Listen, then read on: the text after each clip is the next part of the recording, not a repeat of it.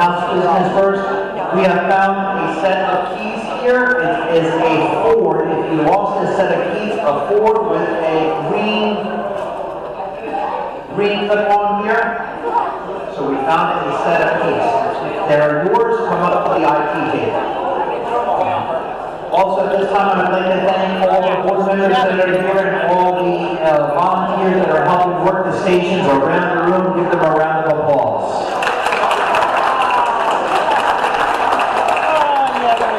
All right, if you could kindly stand up, remove your hats if you have one on, and we will start with the prayer.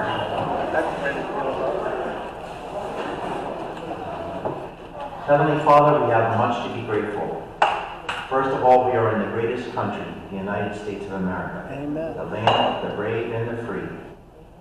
As we move through this country's 250th anniversary, we again remember the founders of this country who put their lives at arm's way and put their fortunes to the side for a vision that they had. Help us to continue to have that vision. Help our politicians to understand it's not what they do for us, but to stay out of our lives and to let this country be what it can be. Great because of the individuals that are here in this country. We ask you to keep President Trump and his staff safe, continue to give them the support they need, and for all politicians, may they start to have more wisdom to look out for the people of this country. We thank you for our guests that are coming this evening to speak to us. And we ask you to bless each and every person in this room. Amen. Amen. Please stand for the Pledge of Allegiance. I pledge allegiance to the flag of the United States of America and to the republic for which it stands, one nation, under God, indivisible, with liberty and justice for all. Remain standing for the national anthem. I think we're going to do a different one this time. Let's see here if technology works.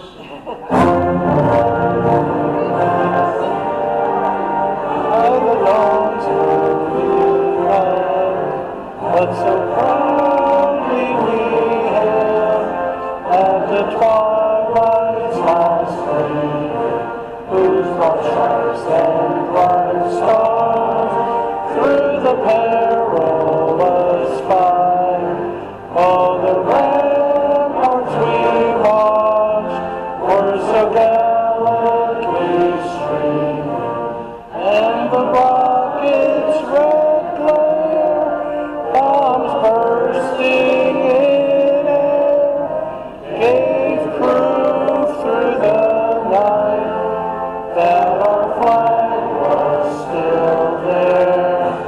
Oh, say does that star-spangled banner yet wave o'er the land of the free and the home of the brave? Right on!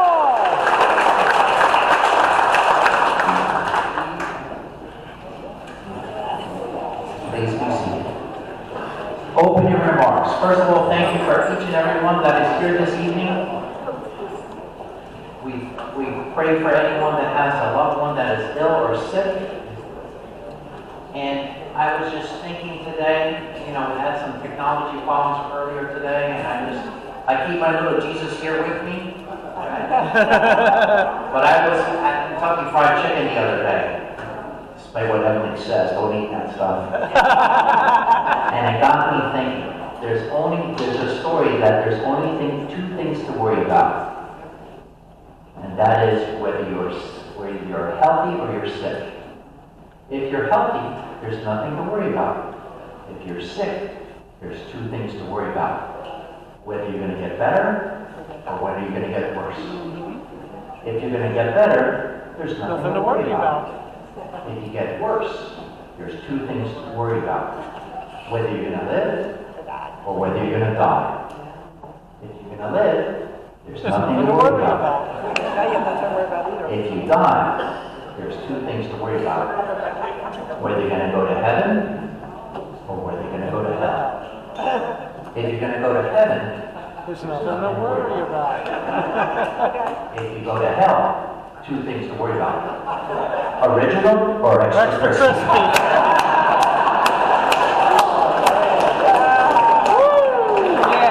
But folks, I hope all of you know the Lord, because I always believe He will get you through anything. A lot of us in the past few years, we have lost a lot of loved ones, and I believe they're with the Lord. And I know He loves each and every one of you, so I hope you love Him. And thank you again for being here. Amen. Dates to remember. Blessings. Dates to remember. June 4th is the Battle of Midway. It started in 1942. Then you also have Tiananmen Square. How many of you remember those tanks? That's why we didn't even have Fox News. It was CNN. Right? Yep. So then you had June 6th, 1944 was D-Day in Normandy. And then we have June 14th coming up. Several things. Flag Day. That's why I changed the national anthem to that one. Then you have President Trump's birthday. Also the U.S. Army's birthday. So, a very important month. All right. Again, just to bring a notice to your eyes and your attention is, kindly do not put any literature on the table without seeking my permission or one of the board members that can pull me aside. Okay? We thank you for honoring that request. It's greatly appreciated. All right, when our speakers are on stage, kindly give your total attention and commitment. They've driven a long way to get here, like all of our speakers. They give us their time and their talents, so please remember that. Our membership and treasury reports. The total members, the regular associates, are 7,480 members that we have. Woo! Our bank balance currently is $40,000, $342.51. Our credit line is $24,000. We would like to recognize, are there any first-time attendees here? If you are here, stand up so we can recognize you. First-time attendees. He's first time here. No first-time? Oh, we have one over there in the corner there. And he's a veteran, so give him a full round of applause.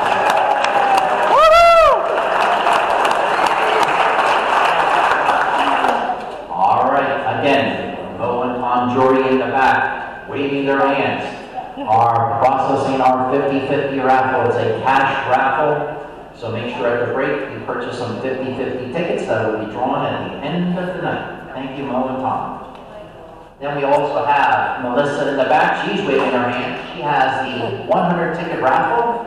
If you win that, you get $500 that you can use at Fred Hunter, Lehigh Valley Sporting Place, or AF Boyer Hardware. Those tickets are $10. Melissa, where are we at ticket-wise? 53 to go. 53 to go. Oh, wow. Halfway there. All right. Then we have, if you do not have cash, money, you can see Leslie or Jeanette and Leslie are back there with the credit card machines, and with a swipe or a tap, you can get a $10 chip that allows you to purchase basically anything in the room. All right. Then we have, again, Emily and Jack in the back. They are selling the cakes, the cannolis, and the brownies to get the boys to hopefully West Point again next year. Or we had the opportunity to go to the Naval Academy. They said, let's go back to West Point, but that helps us pay for that. All right, our next slide is our Guns and Goodies raffle, which will be drawn next month. We will have an exciting meeting next month. We'll tell you about that more, but that will be on July 2nd. There were some folks that questioned why did they get a mailing? So let me just try to be as explicit as possible to reduce the cost of the mailing. The biggest cost we have when we do those mailings is obviously the printing and the postage. So this past go around, the last Guns and Goodies raffle, what we did was we recorded who purchased things in the system, and that's how we determined who would get it in the mail. But if you remember, then we text you an email and said, if you want tickets, please let us know and we will mail you tickets. Okay, so that's the reason we're trying to be more cost effective. Any questions on that? And we have a special tonight, 1 ticket for 20, 5 for 100. So and there's your guns and goodies raffles. As you can see, there's 5 very good handguns there. If you don't like those handguns, you can turn it in and get some cash in exchange, or you can upgrade, downgrade. You have things like, let's see here, Lehigh Willie Sporting Clay, some passes to shoot there. You have a Hanson Belt and Buckle, U.S. Law Shield, who is our ongoing sponsor, Archery at the Glen, who has been one of our sponsors. You have several restaurants listed there. You have 2 gift certificates to Levant Jewelers, who has been one of our sponsors in the past. And if you like golf, there are 4 passes to Green Pond Country Club. So any of those things are very attractive gifts. Thank you for your support of that. And then our ongoing sponsor is U.S. Law Shield. There are cards at the table. Instead of getting 12 months for being a member, you get 14 months. Those cards are right there at the table. Take advantage of that.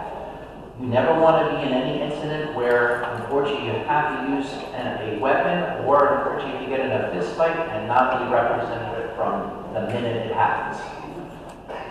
All right. Valerie texted me earlier today. She's not able to come, so if you have anything to give to Valerie, see either Joe Matthews, Joe's over there behind me, or myself, and we'll get it to Valerie.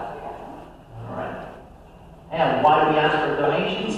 It costs money to run this event. It costs money to run this organization, which includes things like our insurance, the rental of this room, texting, robocalls, all that stuff costs money. So we just ask you to be as generous as possible. The buckets are on the table. At the break, they will collect their first round of buckets, and then just like at any church, they'll do a second round.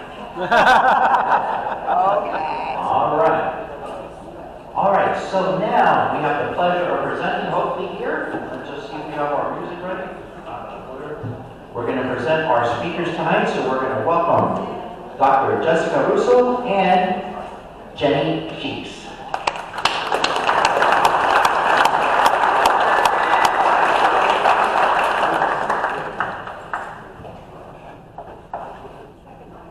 Good evening, everyone. Thank you so much for having us. My name is Jenny Cheeks, and Dr. Jessica Russo, and we really appreciate the opportunity to be with you all. Thank you to Andrew for all the organizing. He runs a very tight ship, and it's been a pleasure to meet everybody so far. We work with an organization called Doctors Against Forced Organ Harvesting, and it's an international organization based in D.C. It's been nominated for the Nobel Peace Prize 3 times. And for 20 years, this year is our 20th anniversary, we've been working on the issue of forced organ harvesting. So I'm going to explain a little bit about what that is. But what we're going to do tonight, for our 20th anniversary, we released a documentary film last month called Silent Harvest. And we're going to show half of that film tonight, and then after the break, we're going to have time to talk with you, answer your questions, have a discussion, questions and answer session. So we're looking forward to that part. The film itself is 80 minutes long, so we don't want to take up the whole night with a documentary, but you can watch the rest of it yourself for free online on another day, and it's at silentharvestmovie.com, and I believe it's going to be on the website and available for you guys to check out. But before we go to the film, since we are actually going to watch the second half of the film rather than the first half, which means you're going to be dropped right down in the middle of interviews with doctors that have already been going on for 40 minutes. And so you'll have to sort of try to catch up there a little bit. And because of that, I want to give a little bit of introduction to what is the topic before we start the film. The reason we're only watching the second half is that the first half of the film really lays out all of the evidence of how the doctors discovered over these years that forced organ harvesting was happening in China, and details each piece of evidence. And that's something great to watch on your own leader when you can pause it and rewind and listen again to each fact. The second half of the film really gets into, if this has been going on for 20 years, why haven't we heard about it? How is China able to censor it on this level? What are we doing about it? And so we thought that might be a little bit more relevant to this meeting. But forced organ harvesting is a very specific thing. So you know about organ transplantation, right? The voluntary, in our country, the voluntary, people can say, yeah, I'll be an organ donor, and it's on your driver's license. And then when you die of natural causes, your organs are used to save people's lives. And it's an altruistic and beautiful thing that many people choose to do. But in China, people are actually killed for their organs. They're imprisoned and killed. So it's not this voluntary, altruistic thing. It's really a kill on demand, and it's a murder. And it's different than the organ trafficking. Maybe you guys have heard about. A lot of countries, unfortunately, have organ trafficking where people might be so desperate that they choose to sell one of their organs, or they might end up being human trafficked and have their organs taken. And that's a terrible thing as well. But what forced organ harvesting is something only happening in China because it's being initiated and orchestrated by the Communist Party in China. And it's a very, very evil thing where the primary victim group of who's targeted for this are people of faith. And so you have these groups of people who believe in the divine, and that the Communist Party doesn't like that, and they want to squash that. And so these innocent people are arrested in their homes or workplaces or on the street and put into prisons and labor camps and brainwashing centers. And as soon as they are detained, then they have large volumes of blood drawn so that they can be blood typed and tissue matched and really be held as a living organ donor bank, if you can even call it donor, right? But a living human bank for kill on demand. And when someone comes to China, either from another country or someone with the wealth within China, maybe a Chinese official that wants to try to live forever, they know exactly which prisoner will be a match, an organ match. And so they go to the prison and they get that person, they bring them to the hospital, and then they are alive on the operating table. And it's the procedure itself that kills them. So that's what forced organ harvesting is. When we first found out about it in 2006, there wasn't even a term for it.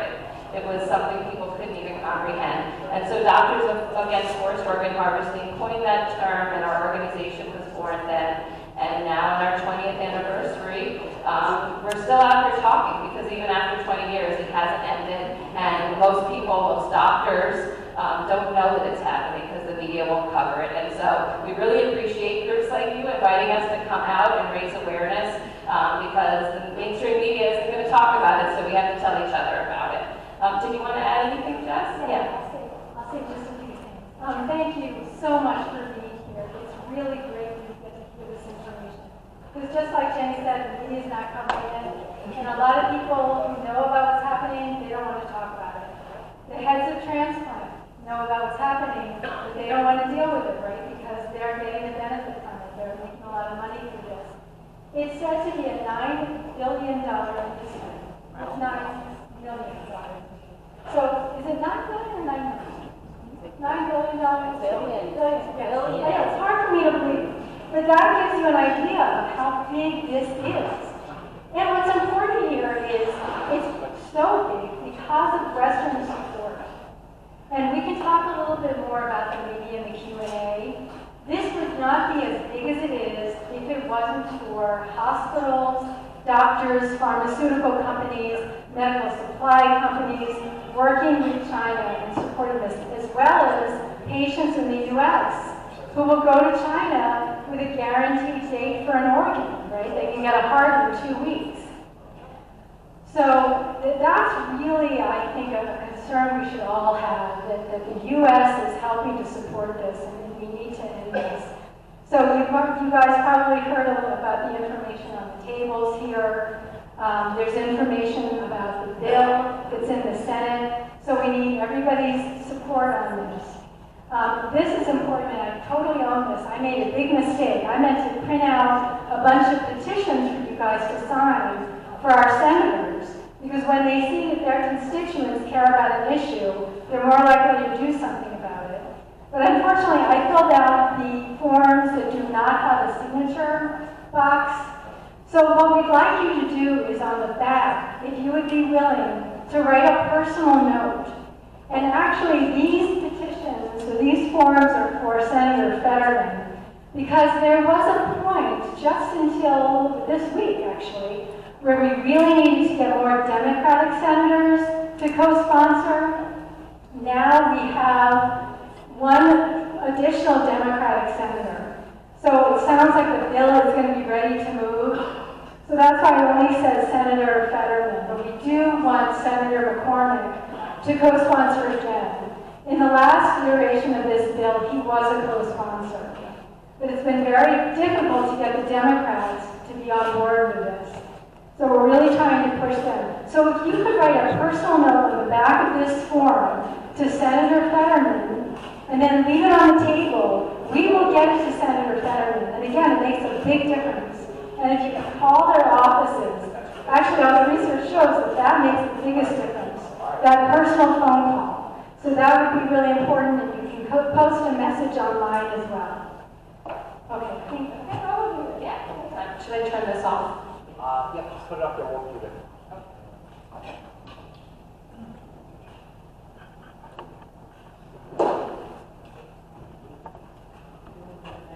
In a very short period of time, it seems astonishing that they should be able to have those numbers of transplants so quickly when we haven't been able to achieve that in other countries where we've been working for a very long time to try and increase our organ donation rate. My guess is that the figures are falsified, that they're inflated in some way. There's one other feature that's very interesting about those figures. In Australia, where we have some of the world's best practice, we, on average, can only get livers from about 60% of our organ donors. The liver's a very sensitive organ, and it's very hard to have a donor where you can get a healthy liver. So the best we can do in Australia is 60%. And in Australia, 3/4 of our donations come from patients who are brain dead, which is the patients where you have the best possible quality livers in general. In China, by contrast, they get livers from 80% of their donors, which is extraordinarily high. It's 60% compared to 80%. And the other thing about that is that in China they don't have consistent brain death legislation, so most of their transplants come from donation after circulatory death, which is very difficult to get healthy livers. So there's something very strange going on in China. How are they able to get livers from 80% of their donors when they're mainly being certified dead on circulatory criteria, and we know that compromises the liver? The liver is the one that's particularly sensitive to that situation because the bile ducts of the liver require a lot of oxygen. It's probably one of the most vascular or blood vessel filled areas of the body because those bile duct cells require so much oxygen. If a person goes through this process of donation after cardiac death, and it takes too long for them to expire, and we take that liver anyway and transplant it into a patient, it might work, but 3 or 4 months down the road, we're going to have problems with bile duct necrosis, death of the bile duct cells, infections inside the liver because of damage done to the bile duct, and that person will have to have a transplant again. That's why only about 30% of the time when we think that we're going to get organs from a donor after cardiac death are we actually able to use the liver. To me, there's only one plausible explanation, and that is there are a group of people that are being set aside as potential donors. They're being evaluated ahead of time. They're being kept in some place until there's a potential recipient, and then that person is having their organs procured. After whatever means it is that they claim is the means by which that person died.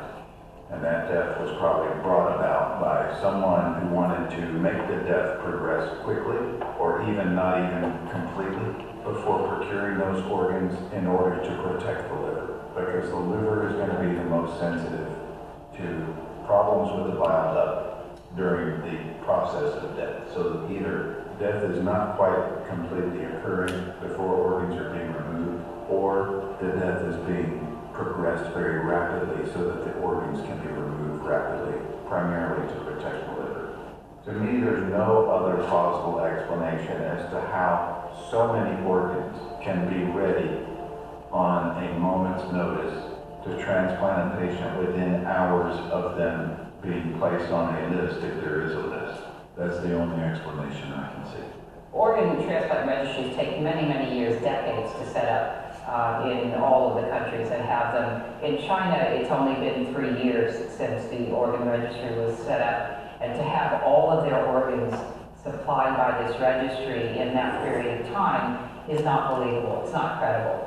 It's not consistent with evidence we have from any other country, even countries which have very, very advanced systems of organ lodging of types of organs and blood typing and transplant mechanisms for getting organs across large distances very rapidly, which you have to do.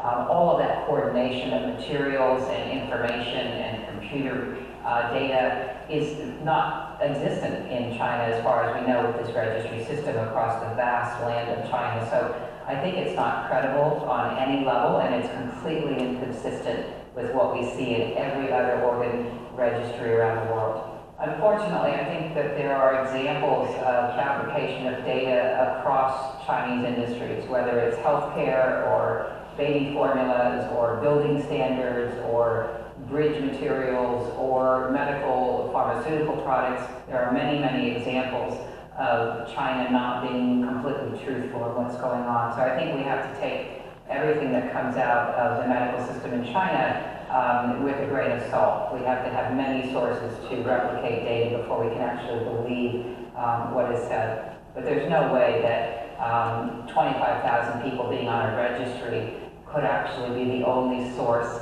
for 3,000 or 4,000 donors in a given year. It's not possible. I think that the number of donors who are registered compared to the number of transplants in China is very high. So in America, for example, there are 150 million people registered to be donors, and every year 15,000 of them die and become donors, or people who are on and off that list. So that's a huge ratio. So to have a third of the people on the transplant list becoming donors in China, for example, last year, is not believable by any standard. We conducted another analysis where we looked into the organ donation program and the numbers of registered organ donors, and simply applied the death rate in the country on these numbers. One would expect that the death rate applies to registered organ donors as much as to non-registered organ donors, because it's just the population. So what we found is that at the end, about only 1% of the registered organ donors become actual organ donors. And this is observed in the United States, in the United Kingdom, in Denmark, and other countries. This is a steady number.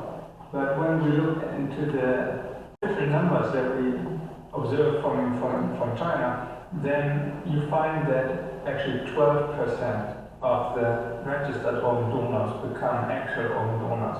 So somehow in China, the registered organ donors die 12 times as much as in other countries. I think it's impossible that China has gone from a system of 100% or nearly 100% of organs being harvested from prisoners to 100% being harvested from ordinary citizens, if you will, in 3 years. I think it's impossible. And I think something that is quite disturbing is the fact that Wang Jiafu at least 2 press conferences has actually stated that he has reclassified prisoners as citizens capable of donation. And as we heard from his earlier press conference on the 7:30 report, he doesn't understand why people would object to that. He doesn't see the moral problem with coercive consent for people who are imprisoned. So therefore, it is very, very dangerous to believe his words and his colleagues' words that citizens who are not prisoners anymore or who are capable of consent form the vast bulk of organ donors. We've stated in our American Journal of Transplant paper the fact that it's inconceivable to accept the fact, the declared fact, that the number of organ transplantation which have so far been used by executed prisoners in China has miraculously been replaced within only 1 to 2 years by the voluntary donation of the Chinese population. Transparency is the most important criteria. Transparency creates trust, and that is crucial in the field of transplant medicine because you have three people involved, which is the doctor, the organ recipient, and the organ donor. That is very rare in the medical profession that you have three people involved, and usually in the civilized world that is happening, where all three parts are treated with respect and that there's transparency between all of them. But in China, this trust cannot exist because there's no transparency. Transplant is the only field where you have someone giving of themselves, giving a part of themselves to someone else to save their life. It's the whole foundation of transplant is built on a gift of one person to another. And to see that part of transplant so ignored and bastardized the way that it's being done in China is despicable. The last category is probably the expansion of the transplant infrastructure. It was reported that although the official numbers did not increase, hospitals were actually reporting increase of revenues. They had more doctors working, they had more hospitals, more than actually the donor numbers would explain. It seems from information taken from the website of the 309 military hospital that their income over 5 years increased through organ transplantation, but it increased from 30 million yuan to 34 million between 2006 and 2010. It seems extraordinary that there would be enough organ transplants to generate, first of all, that kind of profit, and then that hugely rapid increase in profit over a short period of time. To this date, China is the only nation on earth that has systematically used both its military as well as its civilian hospital system in collaboration with the judiciary as well as the prison system to systematically harvest organs from individuals, prisoners of conscience, and they use so for profit. So at this point, China still is the country with the greatest number of executions, exceeding that of all other nations combined. This can be compared with the genocide in Rwanda. This can be compared to the Holocaust.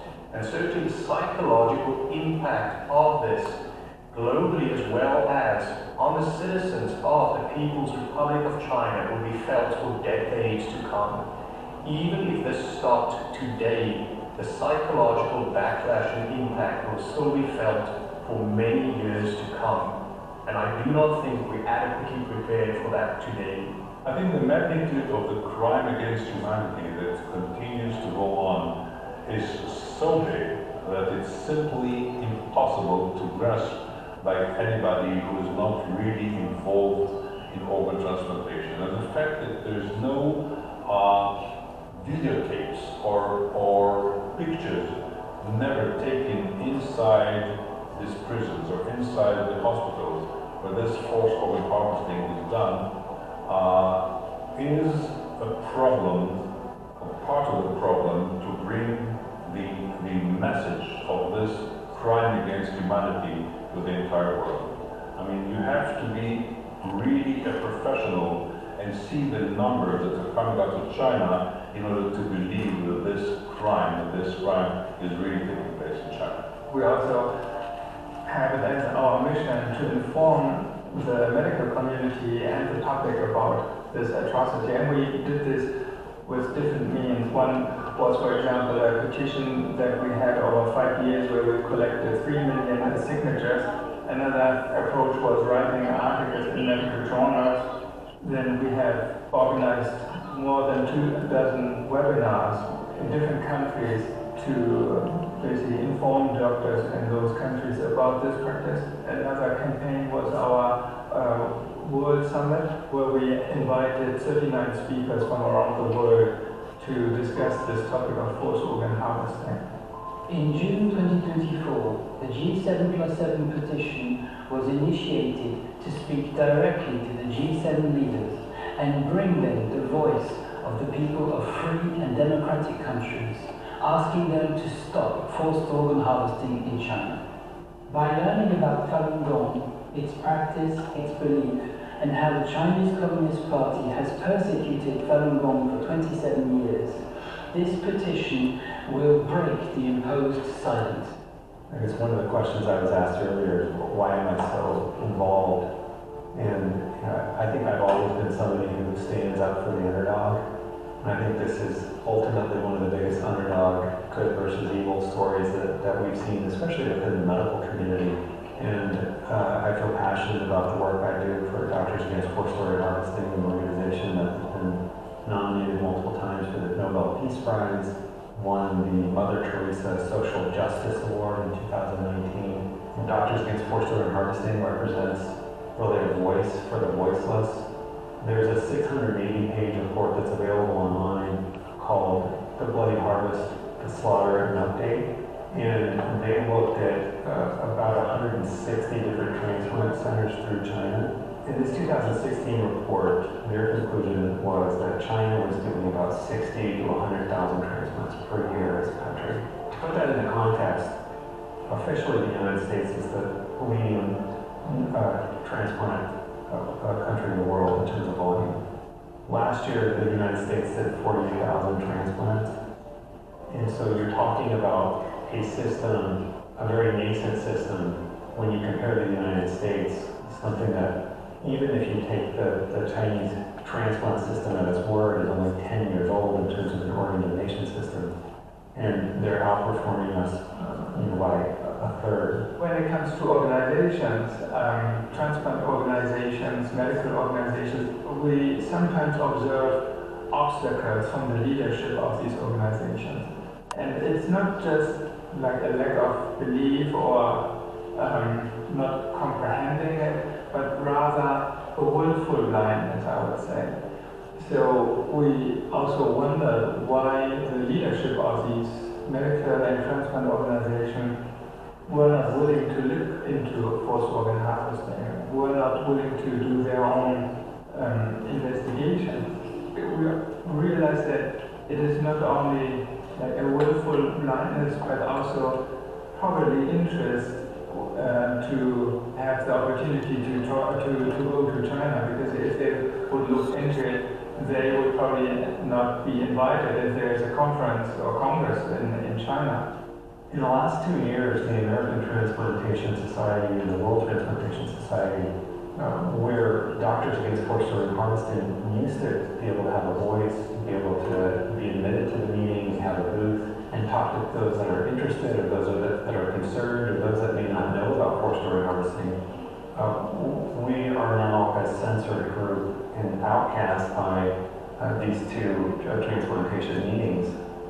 Instead of saying, well, we can produce data, we can produce evidence that China continues to use innocent lives, innocent human beings, killing them on demand for organ transplants, where's the data that it's not happening? We are no longer invited into those meetings.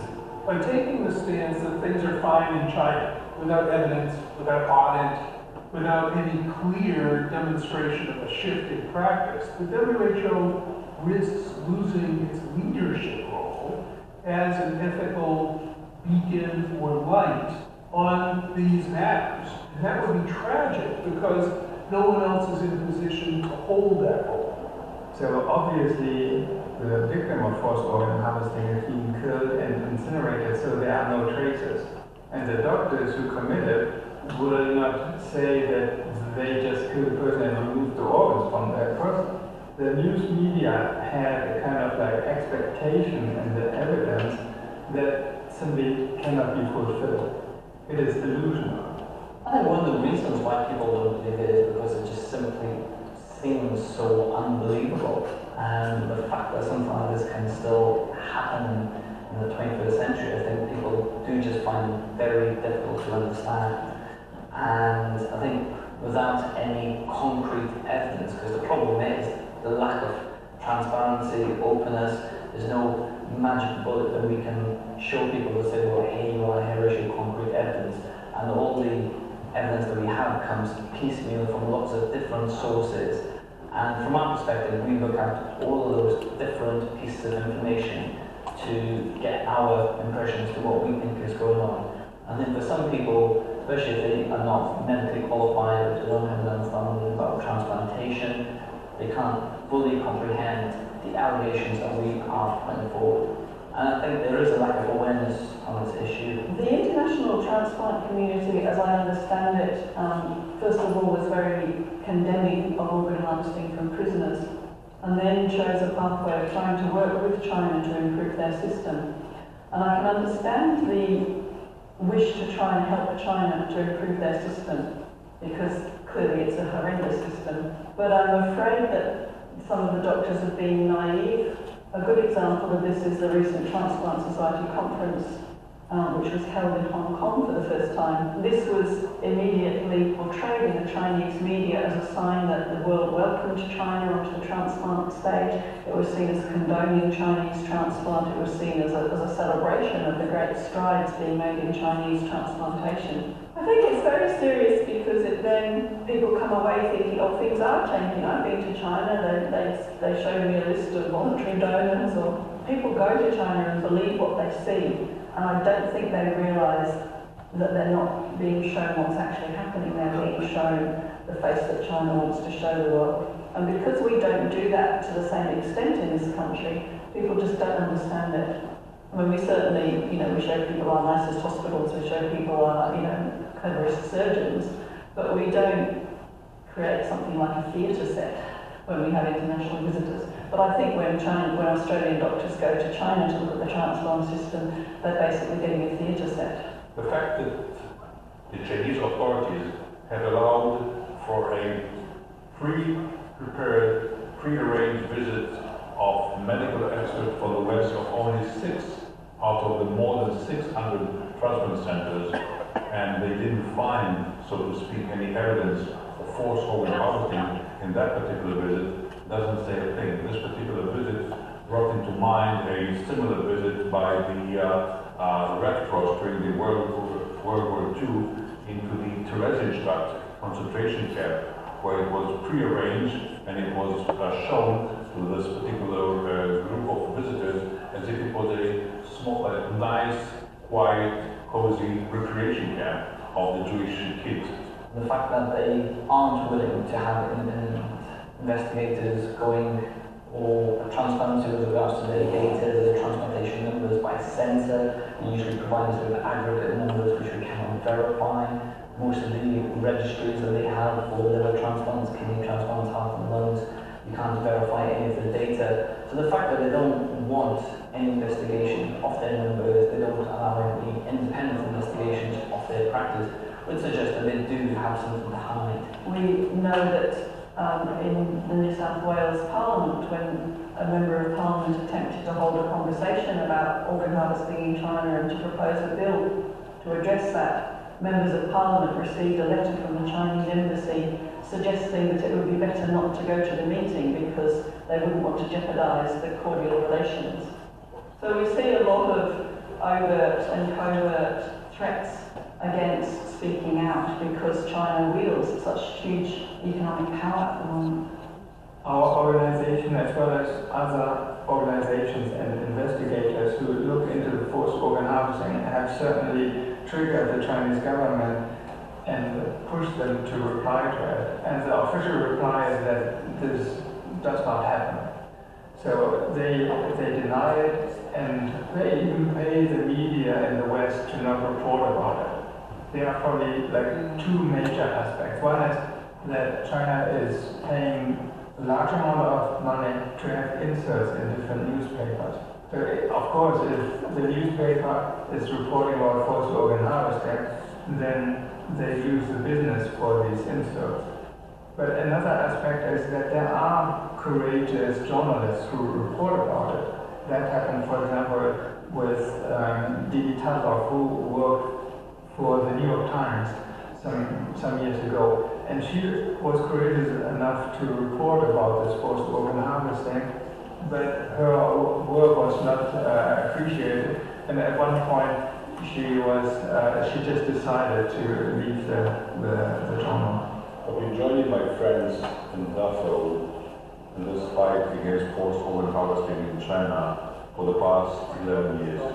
There were ups, there were downs, there were times that myself, thought that we are fighting against forces that are far, far beyond our power. I think the small handful of countries that have put in place legislation or regulations preventing their citizens from traveling to mainland China to receive an organ from this particular source certainly is an example for the rest of us. Certainly we know that there is not always the political appetite to do the right thing, but part of our duty is to raise awareness and to not stop doing so until this issue is resolved. It was not easy to get people's attention, but over the years we were breaking through these obstacles, these walls, and these sometimes willful blindness, which resulted in more and more people who were standing up and learning about it. And it also was an inspiration to other groups. So we see now, for example, films, for example, state organs, which has received tremendous feedback from the audience. We see that more and more governments are willing to consider legislations, and it is more and more discussed in other media and, for example, podcasts and webinars. So I would say right now we see, after many years of breaking through the wall, that now the wall has some cracks and the information is reaching the public. There's a saying that goes, truth will prevail. And this also holds true with our work. When we bring up the power of forced organ harvesting, the Chinese government often replies by saying this is a political topic and they don't want to talk about it. And this was a way to dissuade doctors in the whole world to even talk, to even mention forced organ harvesting. And I would say the Chinese government was right. Ethics, and especially the Hippocratic Oath, was probably the first political statement in medicine where it says, do no harm, do not kill people. So in this regard, they are right. It's a political topic and we should not shy away to address forced organ harvesting. About a month ago, I was talking to a colleague of mine who's a liver transplant expert. She trained at the leading liver transplant system in California in the United States.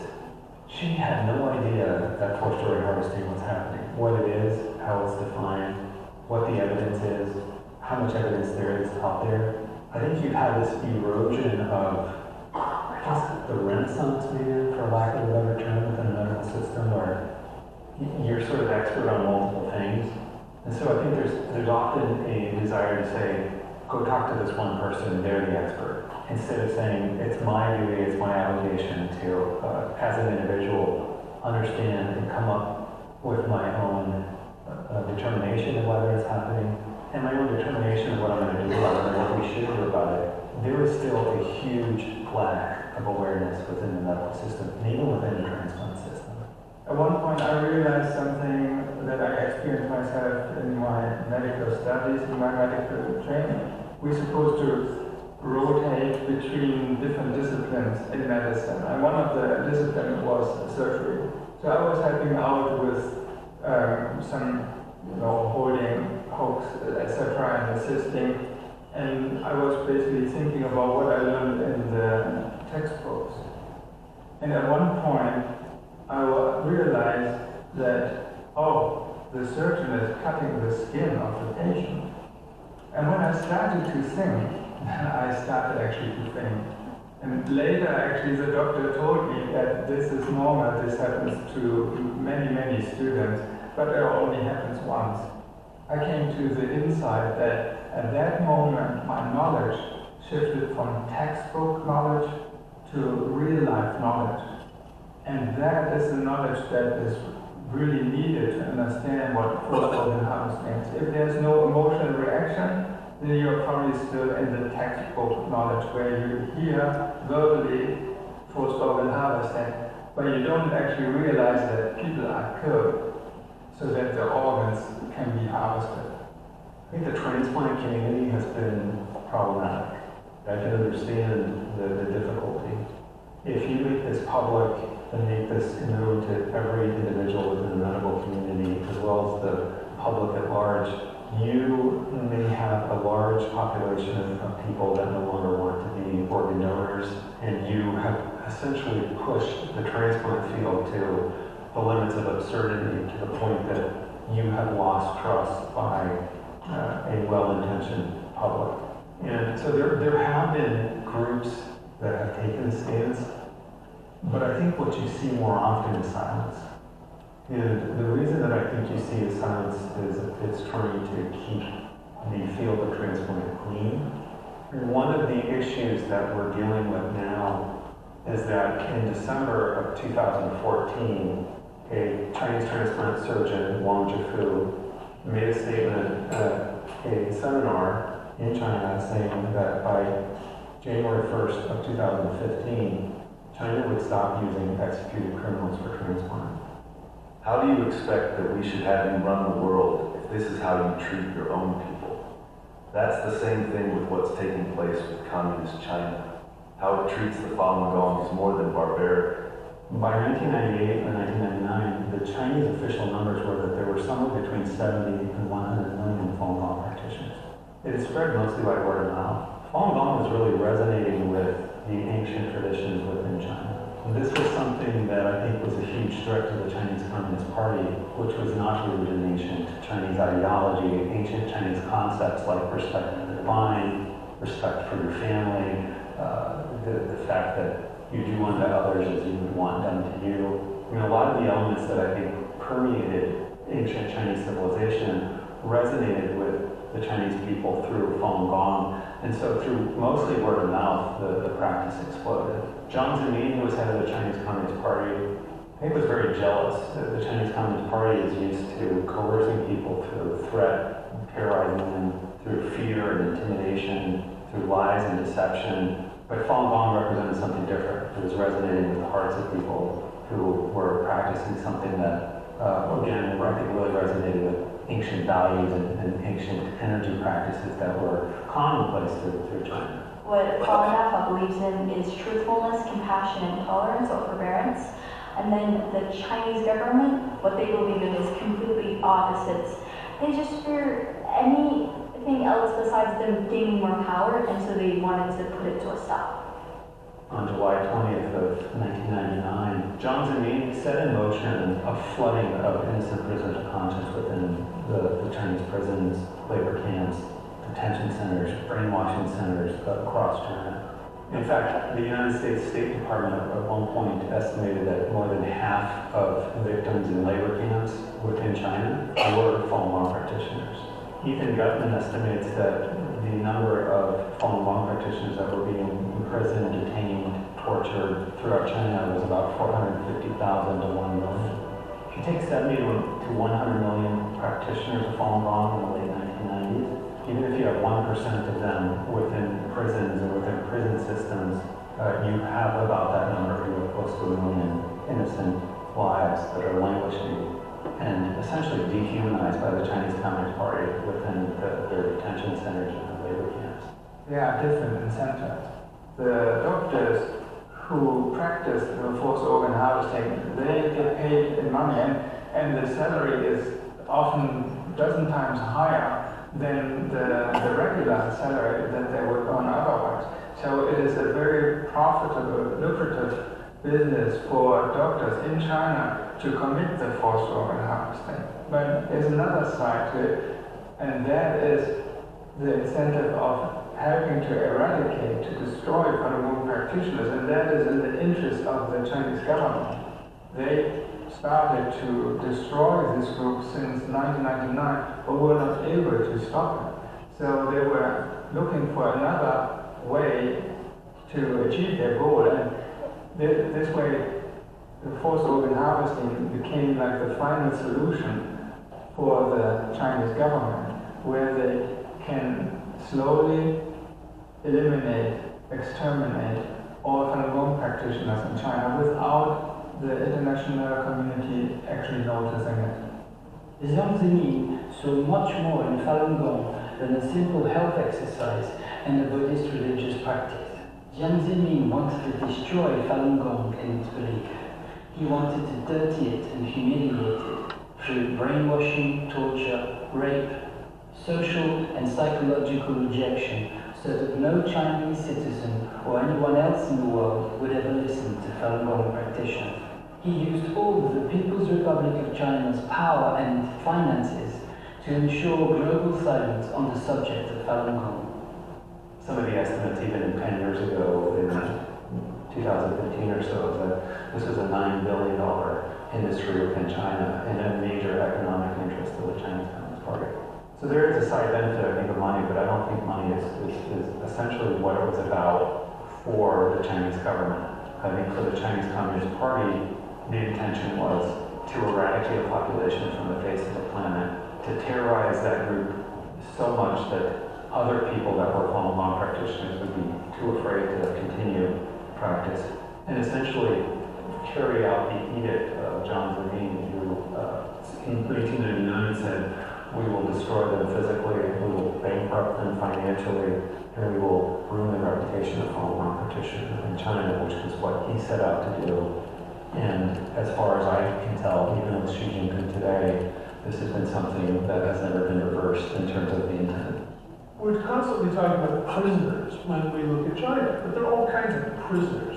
There are prisoners there who are prisoners of conscience. They may be there because of spiritual beliefs, religious beliefs they have. They may be there because they are ethnic minorities, unhappy with the central government. They may be political prisoners, in other words. There may also be people who are convicted with very harsh sentences of financial crimes and other things. So there are all kinds of prisoners. So when we lump them together, we're missing the fact that some of the prisoners shouldn't be there. Some of them are inappropriate prisoners, that they shouldn't be in that situation. And then using them to say, well, you have a death sentence, and because you belong to a spiritual group or a religious group or whatever political persuasion is going to kill you to get parts, that's obviously wrong. Ironically, the very health habits that Falun Gong might pursue. No drinking, no smoking, moderation in lifestyle, lead them to be healthier, and they're younger, usually. That makes them even more of interest if you're looking for healthy organs. So it's kind of a target, if you will, of who's likely to be the best organ donor. And then you have this pre-testing, which we don't do with donors here. We basically see who donates, then test them after their death to find out who they might match. But when you're doing it beforehand, it's sending a signal, these are people we intend to kill in order to get their parts. My concerns are that people who are prisoners because of their beliefs, generally religious beliefs, are being treated as a commodity. They're being, instead of being treated as human beings with the rights that should be extended to all human beings, they're treated as a living organ bank who can be killed whenever it's deemed necessary in order to put a transplant into someone who can pay for it. So essentially, instead of being treated as an individual with rights who deserves respect and dignity, they're treated as a walking, talking organ bath from whom the organs can be removed at convenience. I think there's an unwillingness to look into the details of what has happened in China, and there's a perception that it's just too big and too vast and too different, and so maybe things do happen on a different time scale. Maybe if it's a state-sanctioned system, maybe they are able to set up a registry within 3 years instead of 3 decades. So I think it's a real kind of Western ignorance of maybe how things work. If you've never worked in China, maybe you don't know how things operate there, and so you will believe what people tell you. I think that's really what's happened. I think if the public at large recognizes what has happened and recognizes the fact that we sat on our hands as a medical community for decades, I think that's a huge threat to the initial obligation to care for patients, to care for them in a way to ease the suffering of human lives, to ease the suffering of the human experience, to help patients that are afflicted with various disorders. We've lost any kind of trust. We have pushed medicine to such an absurd point that it simply becomes a farce. We have observed this struggle between the Chinese Communist Party and the Chinese government and Falun Gong practitioners. And you can compare it with the spin top. It's the struggle between gravity that wants to drag down the spin top and the centrifugal force that helps the spin top to spin. If Falun Gong has all the freedom to practice its faith, then you can say it has overcome the gravity of the CCP, the control. It has shaken off the control from the Communist Party. And then you see the spin top spinning freely. And if you take it to the next level, then the spin top is not just spinning, but actually almost dancing. And this is what you can observe when you see Shenyun, where Falun Gong practitioners express the freedom of their faith on stage.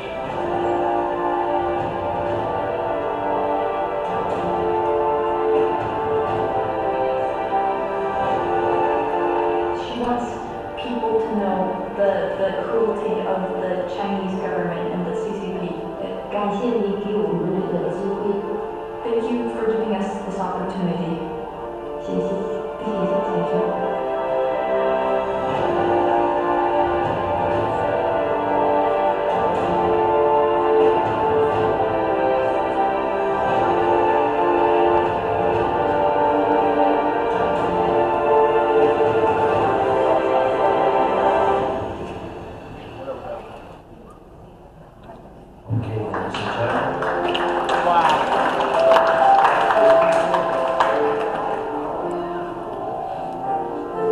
So we thank you for your patience. If you could just stay seated for 1 second.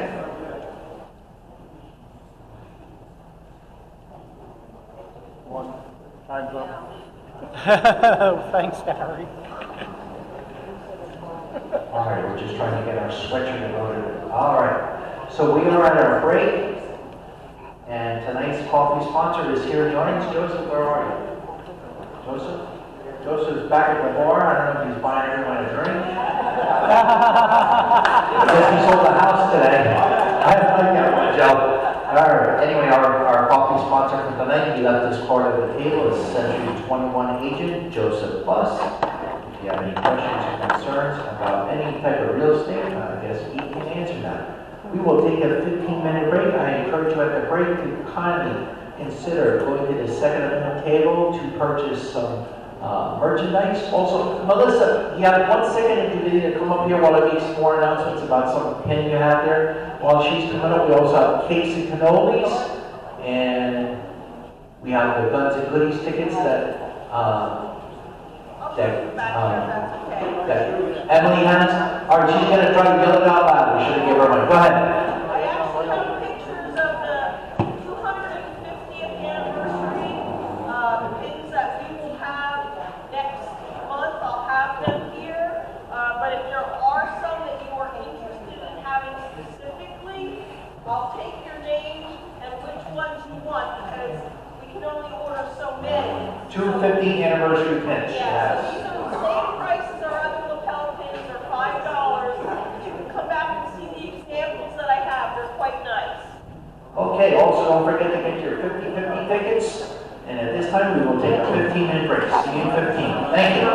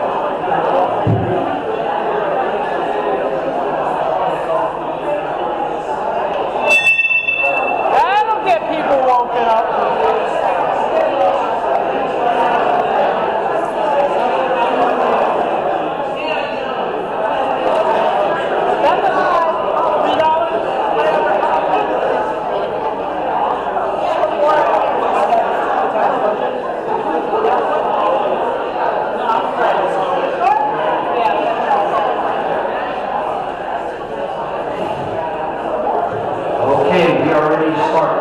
All right, I would like to acknowledge a couple people in the room. We have some people that made it through the primary. We have in the back, Joe Papalazzi running for state senate. Joe. We have in the back, Scott Jamie also running for House Senate. Okay. And we have a couple people that made it to state committee for the Republican Party out of Northampton and Leon. Where are they at? Northampton and Leon? Dawn back there, moving the team. Dawn White. Anyone else? Northampton and Leon? And any committee people that made it to Northampton or Leon County as committee people, stand up, be acknowledged. Thank you. All right, we're going to do an answer period, so if everyone can get to their seats, we're going to invite Jenny and Jessica to the stage. They'll be around. We have one more member suggestion regarding the petition that we put that out through communication to our members, so we will talk afterwards how to do that. Also, while we still have the sign up there for the coffee sponsor, I finally have the Brian looking for a coffee sponsor for next month. So for $125, we'll be very grateful. Our next month's meeting is going to be a very special person. Okay? So we are looking for a coffee sponsor for next month. And then I'm looking for Juan has a mic, and Sam, are you still in there right? Oh, Paul, can you help out with one of the mics? Paul's going to grab one of the other mics.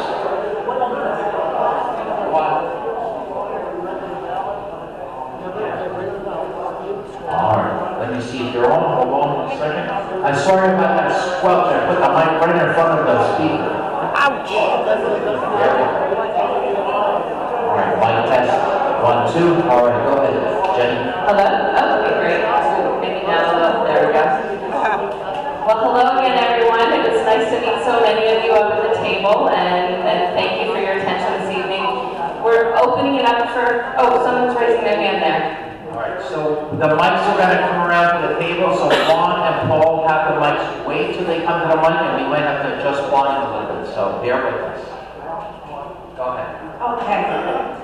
Thank you for being here. My husband and I went to New York and saw the dance group Shinyo. It's a fabulous show, and I know it markets its show as how China was before communism came, and it's just a beautiful dance troupe. If anybody ever gets a chance, I think they have quite a few dance troupes across that go even traveling from the continents. But if you ever get to see that dance performance, it's fabulous. The costumes are gorgeous. And of course, the CCP is always trying to persecute that dance group. In fact, you know, they're not allowed to step in China, let alone perform in China, of course. They are actually fearful for their lives, some of the dancers, because of the CCP hate them. Another thing I wanted to mention, so this really isn't a question, it's a comment, sorry, but maybe your input on what you know of this. We were in Vegas and we saw an exhibit called The Bodies, or Bodies it's called, and it was very, very interesting and educational. However, we thought it was weird that all the body displays were Asian, were Chinese. Like you could tell that they were Chinese bodies. They were real bodies on display, and it's like an anatomy and physiology exhibition. So I looked into it on AI. And AI actually says that the CCP is not the creator of that show, The Bodies. However, the Chinese government is directly responsible for for supplying the bodies for those displays. And that's the answer to our question when we really are wondering why they all look Chinese, is because it's the Chinese government giving them the bodies. And it of course, is controversial because there is no consent from the families to use those bodies.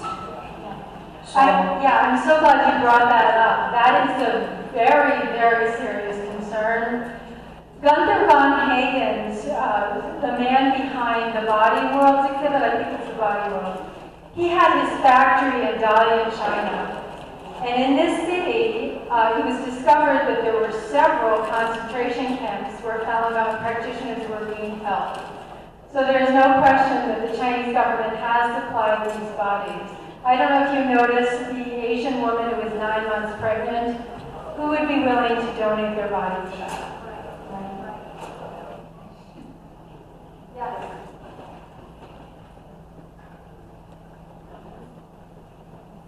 Thanks for coming. As vile as it was, your data was 7, 8 years old. Anything updated? Yeah, the videos, the interviews were conducted over 10 years. I might have missed that. So there were a few of the interviews that were more recent and others that weren't. The booklet that we're handing out here was the most up-to-date information, I think, 2 years ago that we put that out. And then on our website, there is more up-to-date stuff as well. We're always compiling the data. But one thing for sure is that they do continue this in China unabated. It hasn't stopped. It's only growing because there's been nothing to curtail it. Thank you.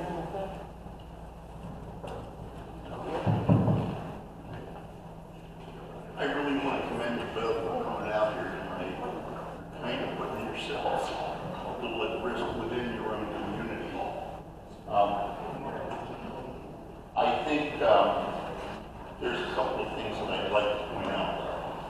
One is, in any battle, and this is a battle, you need a plan that is most likely going to be successful. You guys are working from a disadvantage. Most of the folks out here remember COVID. We remember hurried vaccines that were mRNA with virtually no testing, and they were forced on us. Respirators that were put out, and people weren't properly trained. Hospitals that received $30,000 to list the cause of death of COVID. If the person had COVID but died of something else, they put COVID down as the primary cause. And hardly anyone in the medical community said, stop. Fauci, it is believed with CDC, was also involved in gain-of-function research with China. So how are we different? Now another problem I have is, and I'm sorry, I look at this a little differently, abortion to me is worse than organ harvesting. And we can't even agree on that in this country. Some information on what Falun Gong is. It started in '92. It is primarily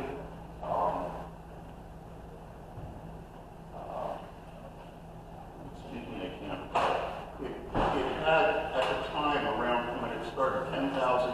By 99, it had between 7 and 20 million people in China, which is why the government got so scared. It was so popular that they really felt they had to squash it. So they're putting it down hard. They don't want anybody to join it. This is who your enemy is. Now they're also going after Christians, and there's no surprise there. But I'm not sure what you or the people in this room are willing to do to try and change this. When I look at our veterans, they sacrificed their lives. What are we going to do if this is important to us? Because words alone aren't going to change this.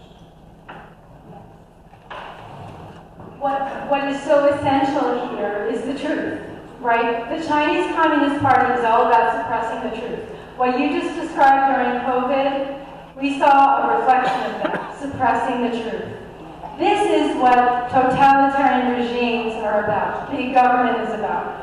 So if we, as the people, can keep speaking the truth, we tell our doctors, we tell our friends, our colleagues, we write to our government officials, the more we can get the truth out, the better off we all are. Because part of the problem is so many people are not aware of this, or they've been fed by the media with these negative stories about Shenyun, Falun Gong. They just don't care that much. This is all planned. The Chinese government has exerted a lot of work, power, and money into making sure Western media does not report on this issue. And if it is reported, it's reported negatively about the main victim group, about Falun Gong, because from the Chinese Communist Party's perspective, they're such a huge threat. One of the reasons why Falun Gong is such a huge threat to the Chinese Communist Party is this issue of truth. They have started their own media companies. They have let the world know about what happened during COVID, shutting down domestic travel, allowing international travel. So they've not only told the world about what's happening to Falun Gong, but they have let the world know, including the Chinese people, about what's happening in so many different ways, not just in China, but around the world. And they have also started the largest grassroots movement called the Tweedong movement, which has helped over 450 million people quit the Communist Party because they now understand the truth. So when you have more people who understand that democracy, human rights, and freedom are important, and you have less people believing in the communist agenda, we are all better off. So that's the key. It's incremental. We may not be talking about a dramatic effect, but the more we can talk and tell the truth, the better off we all are.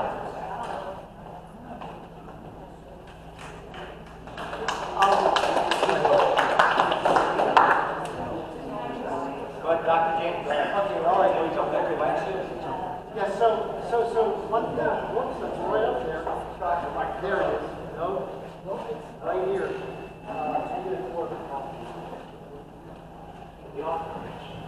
Okay, there we go. All right, so one thing I really liked about your video is I was thinking about who else is telling the story when Falun Gong was starting to come up. The first picture you showed in the newspaper was the Epoch Times. And I'm wondering, do you have, like, the media that sells out to China, the media that sells out to Big Pharma, isn't going to carry your story, it has to get somewhere else. I don't know if many people read Epoch Times, but they talk about them a lot. And do you have a specific partnership, or do you have other methods, other, alternative media that you reach out to? Like, and who are they? You know, we definitely appreciate the Epoch Times being one of those voices out there really carrying it forward. And I was actually just about to mention them myself, the gentleman over here talking about what are we going to do and talking about the sacrifice our troops have made. And my son actually just joined the Army in September. And so thank you. I miss him a lot and I talk to him a lot. But so maybe that's why he's always on my mind. But it made me think of him because before he volunteered for our country, he used to volunteer delivering free copies of Epoch Times because he was an idealistic teenager and he knew about forced organ harvesting because of my work, and he saw that it was reported in the Epoch Times and he wanted more people to know. And so he just, every week, he would take bundles of Epoch Times newspapers to hotels and stores that would let him put them there so that people could have access to the information. So I think, yeah, definitely supporting our free media. I was really glad to be on Gunther's radio show yesterday morning, and so as much as we can support those outlets that are willing to tell the truth, the more it'll get out there. But the other thing that we really can do, I don't want to undersell how important this bill is that's in the House right now that we're asking everybody to contact Fetterman about.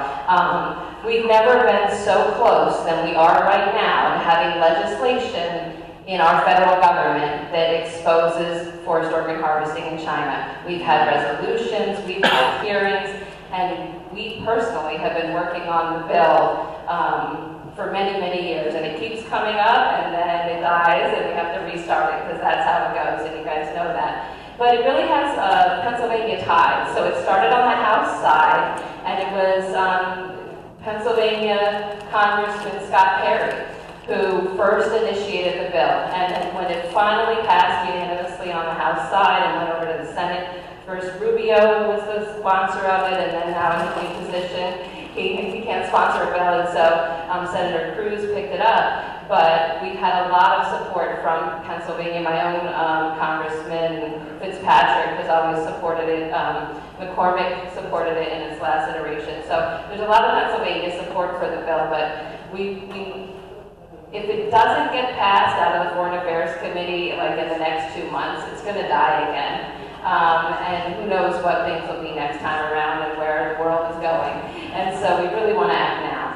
So anything you can do. Yeah, I would actually say in the next month, we really need this. And so let me just clarify that, because I know there's been some confusion. This is totally my fault. I printed out the wrong form. I meant to print out the petition where you could easily see where you sign, you fill out your name, you put your address.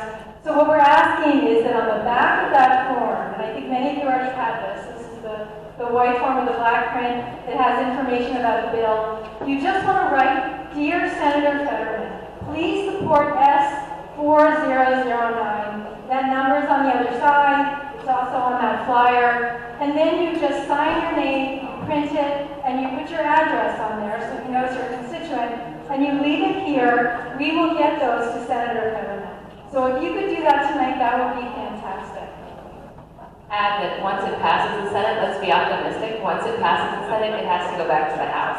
And so you can go ahead preemptively and call your congressman too and say support ending forced organ harvesting. Yes, sir. So again, if you make it accessible to us, we will send that out to the text class. So we'll have to talk about this. Awesome. One of our members suggested that. You're the best. Awesome. That was one of our members that came up with that. I think we have a question here.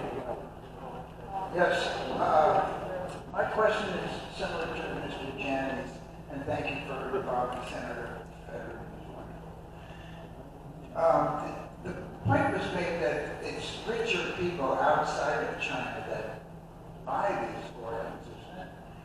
Are they trackable? Or, do we know who they are? Do we have pictures of them? Well, in the U.S. we have HIPAA laws, right? So we have these privacy laws, so we're not able to see who is actually going to China to get an organ. So we're trying to figure out how we can get a better sense of that. Now in the bill, there is a reporting feature, so we can find out, or at least get a better sense of what's happening when it comes to transplant in China. We can get, there's an international effort to get the numbers of who's going to China to get a transplant. So you take any given country, you can get the numbers of people who might be going to China. But anything more specific than that, we can't get that right now. But in the bill, it is important because we can get a better sense of what's going on in the reporting feature. And then when we know who's committing these crimes in China, then there will be a sanctioning requirement. So that's really important. That's a big reason why we want this bill to pass. I think some countries do have different legislation than what's proposed here. I know Israel was the first country to pass a law, and their law is because of national health care that you can't use the national health care to go to China. So you're actually banned from going to China for that, or if you come back, you can't get aftercare. So there are countries that have tried to even sort of criminalize the receiving of the organ, but I don't know if that's ever been passed anywhere. I would like one more question. Hold on, wait for the mic, please. Thank you.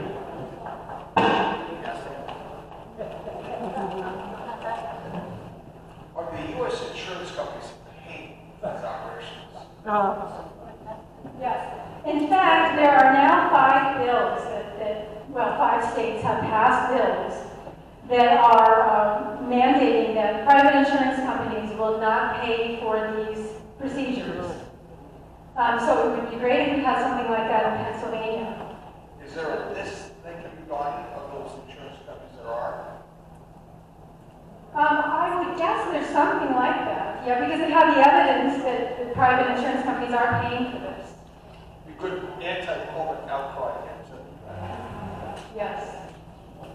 Yeah, and in addition to insurance companies, we know that with China being the global, one of the top markets for the organ transplant industry, that there would be American pharmaceutical companies, American medical supply companies. I mean, of course, they're going to be selling to the Chinese market if it's the biggest buyer, right? And so they're funding these murders, or providing the tools for these murders, as well as our own teaching hospitals. We have so many outstanding teaching hospitals where students from China can come and learn how to do really good transplant operations in our schools and then go back and murder innocent people. I think we're winding down on time. If there aren't questions, maybe we'll do some closing remarks. One of the things I wanted to just share is that I think from our opening prayer here that this is a group of people with a lot of faith, and so maybe we'll take it to a deeper level here than just the medical details and all the data, which is it's really a battle between good and evil right now, and we're fighting for our own morals and our own souls, and there's nothing more evil in the world than the Chinese Communist Party and communism. They're really trying to destroy humanity. And as we mentioned, the victims are primarily Falun Gong practitioners, Uyghur Muslims, and there's no reason to believe that it wouldn't also be perpetrated against House Christians and other people of faith that the Chinese Communist Party is trying to crush. And I was sharing with one person who came to the table that we've heard stories of these Falun Gong practitioners who are being brutally tortured or facing their death. And in those moments, because they believe in truthfulness and compassion and tolerance, these universal values that we can relate to, even facing torture and death, in those moments they don't say, "Help, save me." They say, "Save yourself," and they speak to the persecutor and they say, "Don't you know that good is rewarded and evil is punished? Don't do this. If you do this, you're going to have to pay for your sins. Save yourself. Don't do this." So I just think that's a manifestation of compassion that we would all aspire to, and God's love that we would all aspire to, and that's what's being brutally crushed and trying to be genocided, and that they have over 20 years not been crushed and are still there, still fighting this fight. I just think it's something we should get behind, and I'm too emotional now to finish my sentence, so I'll pass it off. I think that's a beautiful way of ending. I'm not sure if I have anything to add to that, but it's very true. I think when we remain silent and we don't speak the truth, that is a problem for our souls, right? Because we all know good from evil. And if we stand by in silence, then we're not doing something good. We're not doing something good for ourselves, for our communities, for our country, and for our God, right? Because we all made a commitment. That's why we're here. Thank you, everyone.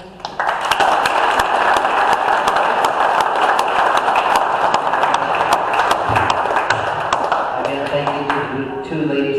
They drove quite a distance here in Pennsylvania to get here, so keep them prepared as they get down safe and sound on their mission. God bless them. All right. Some exciting announcements coming up. All right. Upcoming meetings and events. The Berks County Patriots. Their meeting is scheduled for Thursday, June 18th. If you're interested in attending, kindly take a picture. They are in Temple, Pennsylvania, which is not too far from here. Next month's meeting will be July 2nd. Why should you attend? Well, number one, we will have the Guns and Goodies raffle drawing. How many of you said you read the Epic Times? As Dr. Danny mentioned it. Well, guess who's coming next month from the Epic Times? The CEO of the Epic Times, I actually spoke with her. She actually comes from the region of China that my great-grandfather came from. My great-grandfather is of Chinese descent, so she comes from the same region of China. So I had a conversation. She asked me, to actually coordinate these two ladies that were up there. So that's how it all came together.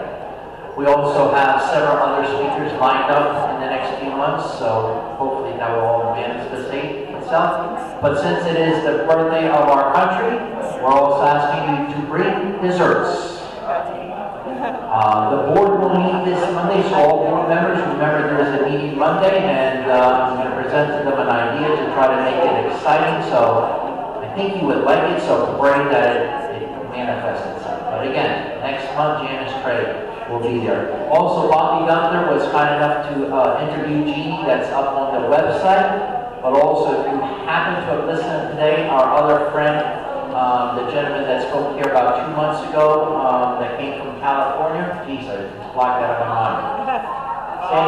Tom Delacroix, he was on the radio today, man, was that great, that interview. You gotta listen to it. Go to Bobby Gunther's Walsh's website, and hopefully he posts it. That was one of the greatest little 15-minute interviews I've ever heard between the two of them. All right, we have to get Mo a microphone. Bear with us, Mo.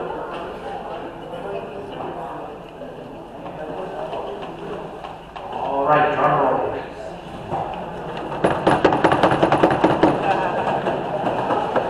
Oh, I'm just getting a message from Janice Craig from the Epic Times. She says that one of the members that reads her paper happens to be Mo Jory, and she wants to meet you. Hopefully she'll buy a 50-50.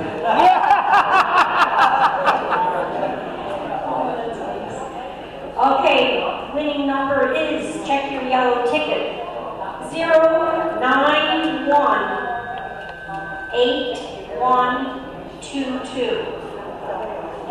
Ladina's Harry. 0918122.